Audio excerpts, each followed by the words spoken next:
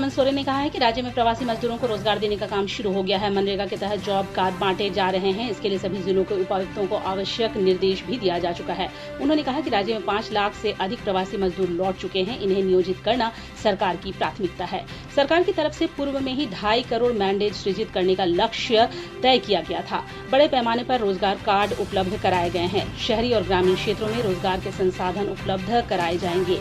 सभी प्रवासी मजदूरों की स्किल मैपिंग की जा रही है। सभी उद्योगों की भी मैपिंग की जा रही है ताकि उनकी जरूरतों के आधार पर मजदूरों को रोजगार दिया जा सके।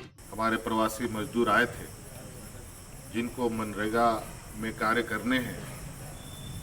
हर एक जिलों में बड़े पैमाने पर उनके लिए जॉब कार्ड बांटे गए हैं। शहरी क्षेत्रों में, ग्रामीण क्षेत्रों में दोनों जगह रोजगार के संसाधन उपलब्ध कराए जाएंगे। सरकार का यह संकल्प है। इसके लिए जॉब कार्ड बांटे गए हैं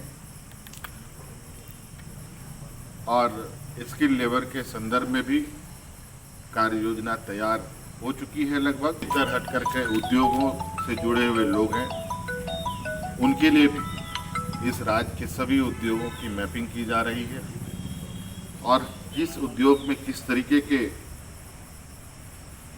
मजदूरों की आवश्यकता है, वैसे उन मजदूरों को छांटकर उन उद्योगों में लगाया जाएगा। महिला वाले घरों को रोशन तो करते ही हैं, बच्चों का भविष्य भी संवारते हैं।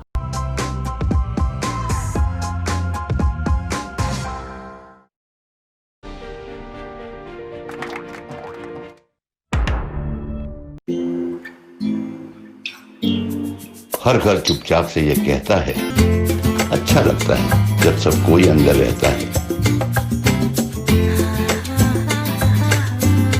Stay home, stay safe, Asian paints.